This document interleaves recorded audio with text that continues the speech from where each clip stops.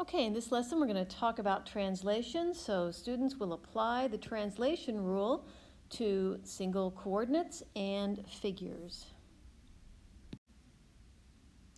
So we'll start off with defining a translation. And remember, the video can go quickly, but you can just pause this so you can write things down. I don't want to spend a lot of time writing or having you watch me write. So the definition of a translation, that shifts a pre-image, which is the original figure, vertically and horizontally using a translation vector. So let me try to draw some things here. If I have triangle ABC, this is our pre-image. Okay, when I translate that, I don't change its orientation, I just shift it left, right, and up and down. So let's say I translate it and it moves up here. So now I have A prime, B prime, C prime. The translation vector looks like this. If I connect any pre-image point to its image point, that's the translation vector. Okay. It's a directed line segment. It has both magnitude and direction. And that's how we can describe this translation. In fact, I can draw the same translation vector between A and A prime and B and B prime.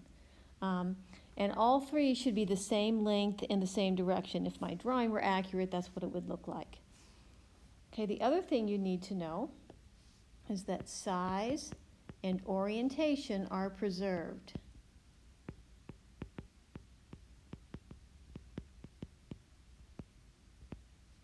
Okay, so that means it's a rigid motion, the size doesn't change, but it also isn't a reflected image as well. It just moves left, right, up, down. It doesn't turn, it doesn't flip, it just scoots.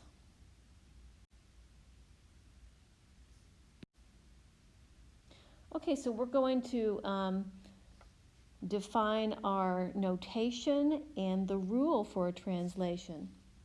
So we like to have shortcuts in geometry and have symbols that represent translations instead of writing everything out. So a translation is represented by a capital T, and we have two little symbols down there. A and B will actually be numbers when you do this. And I apply my translation to a point XY. So that's the notation you would use. The rule is that using this formula here, A would be added to X and B would be added to Y.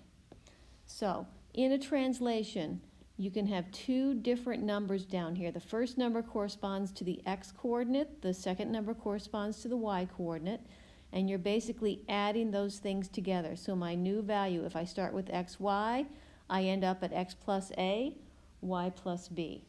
So now we're going to work, that's the rule. There's not a lot to it. But what we're going to do now is work some examples with using the translation rule. Okay, so here's the first example.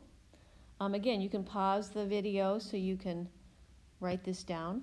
Determine the coordinates of the image, which is the final figure, the image of 5, -3. So this is the pre-image.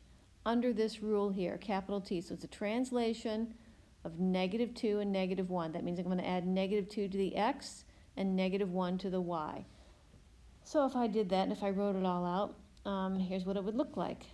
I would say T, -2, -1 applied to 5, -3. You don't have to show this step, but I'm just showing you so you know where the numbers come from. I'm adding a -2 to 5, I'm adding a -1 to -3. So my answer is 3, -4.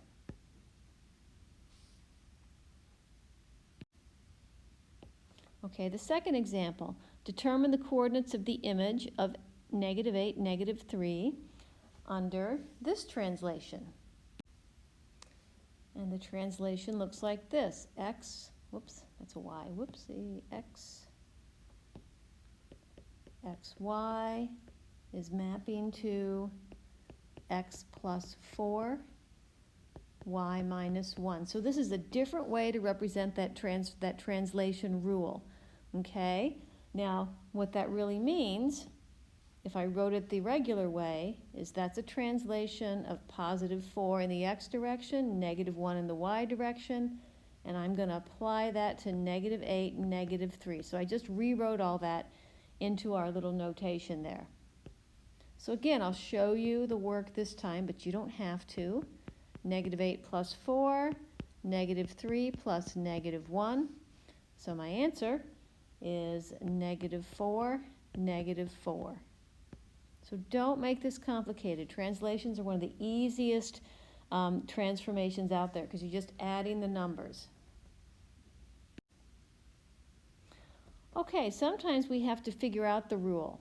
Determine the translation that maps the point negative 5, 5 to 7, 1. So just remember, this is our pre-image. This is where we start. Okay, that's the pre-image. That's called the image. That's where we end.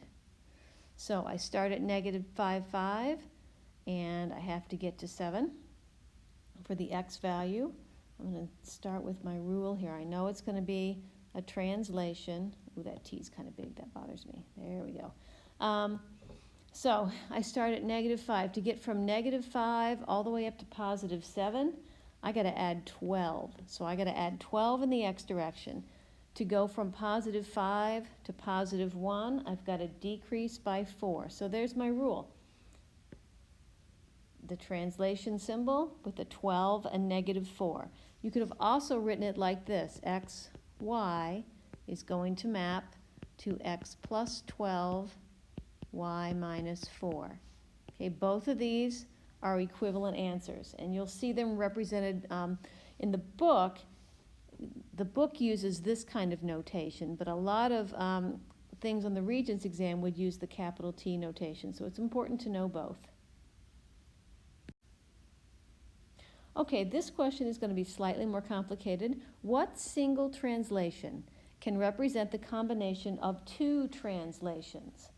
And these translations will be written verbally.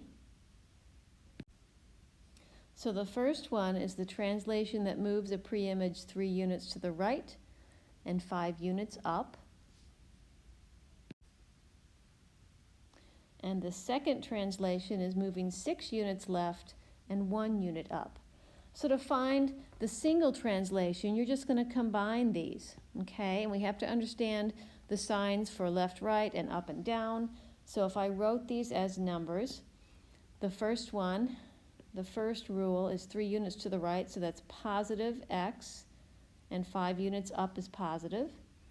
The second rule is 6 units left, so it's negative 6, and then 1 unit positive again in the y direction. So if I were to look at that, my image is going to move 3 to the right and then 6 to the left.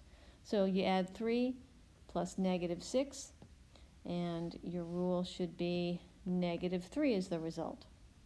For the y, I move 5 up and then another 1 up. So 5 plus 1 is going to be 6. So that's all you do there.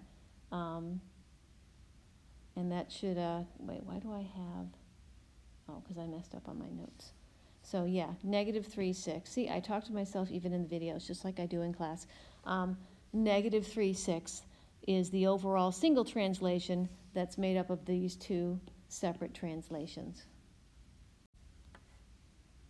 Finally, we can look at the translation vector. So in this last question, or this last example, it says, find the length of the translation vector AA prime if A is moved negative 2 units horizontally and 3 units vertically.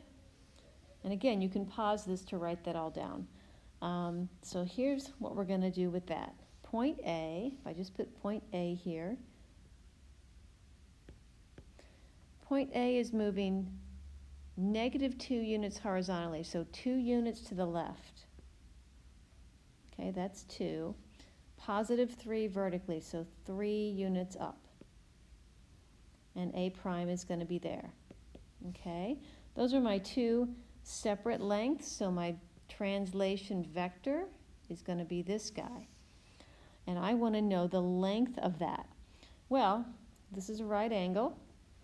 What you would do is use Pythagorean theorem. It's kind of like the distance formula too, only you don't have to take the difference between the two coordinates. We already have the difference, which is the 2 and the 3. So if I'm looking for the length of A prime, it's going to be the square root of my x direction. Now, if you put the negative 2 in, you have to be careful. When you square it, it's going to be positive. So don't just rely on your calculator. If you don't put parentheses around it, your calculator is going to tell you that negative 2 squared is negative 4, and that's not correct. You have to put parentheses around it because you've got to square the negative as well. So when we do this, we have the square root of 4 plus 9. So the length of the translation vector, well, that represents a length, so I'm not going to put the symbol on top. There we go. Is radical 13. Okay, so all of these examples are pretty much representative of what you can expect in your homework, and we'll talk more about these things in class.